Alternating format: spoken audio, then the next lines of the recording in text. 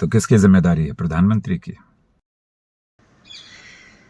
फिर संविधान की बात, क्योंकि संविधान के बिना हम अधूरे हैं। संविधान में कर्तव्य और अधिकार दोनों हैं, इसके अलावा तो बहुत सारी चीजें हैं।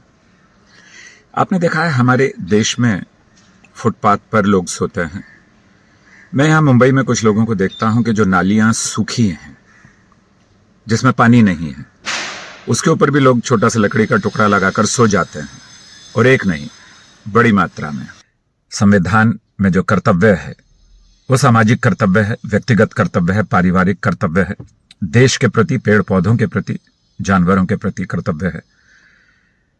सो मैं देखता हूं कि आज सुबह जब मैं ट्रेनिंग कराकर आ रहा था अपने कैडेट्स को, तो मैंने देखा 3 बच्चे, एक शायद उसमें 12-13 साल का रहा होगा और उससे छोटे छोटे, मुंह पे मक्खियां, सो गए। बहुत ऐसी हालत में सोए हुए हैं कि गाड़ियां आ रही हैं, कुछ पता नहीं है। एक बहुत बड़ी बिल्डिंग, उसके सामने एक बहुत बड़ी बिल्डिंग, फिर बहुत महंगा बाजार एक तरफ, वहां वो बच्चे सोए हुए हैं। जैसे मैं और मेरे कैडेट्स की टीम वहां रुकी, 1, 2, 4, 6, 8, 10, 20 लोगों ने और रुकना शुरू कर दिया। लोगों को लगा ये मर गए हैं। मैंने कहा नहीं, पर क्या आपके दिल में ऐसा विचार नहीं आता आते जाते कि आप देखें तो सही ये कौन है? फिर एक औरत मेरे पास आकर खड़ी हुई, बोले साहब इनको पैसा मत देना। मेरे कैडेट्स ने अपने पॉकेट में से कुछ बिस्किट्स, कुछ खाने का सामान रख दिया। वो जाग ही नहीं रहे थे, हमने बहुत कोशिश की, लेकिन नाड़ी देखने का पता चला कि वो वैसे ठीक है। पुलिस को फोन किया, साहब अगली कहानी सुनिए।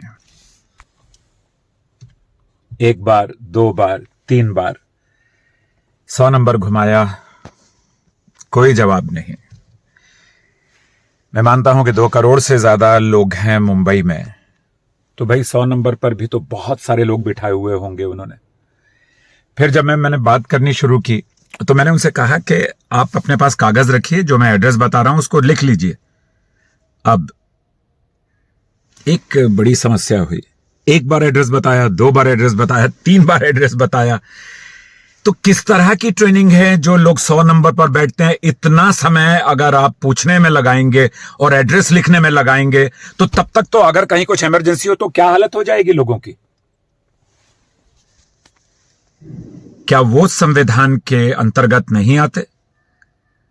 क्या पुलिस को अपने यहां ट्रेनर्स को कुछ और नए ट्रेनर्स को ट्रेन करने के लिए भेजना चाहिए, फिर आप पुलिस वालों को ट्रेन करके फिर वहां बिठाएं?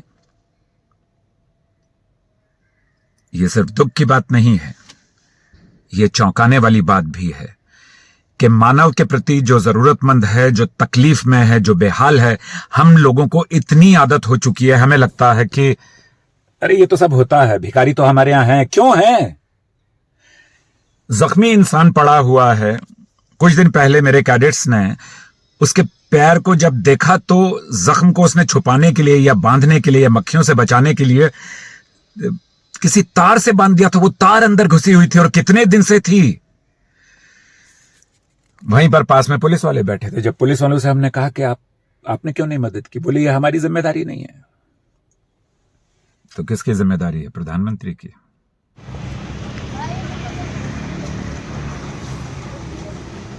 They are very young children.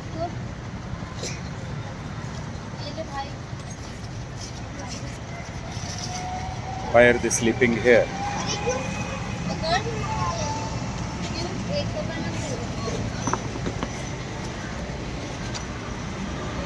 Their status, if you look at, it seems that either they don't have any place or they are abandoned.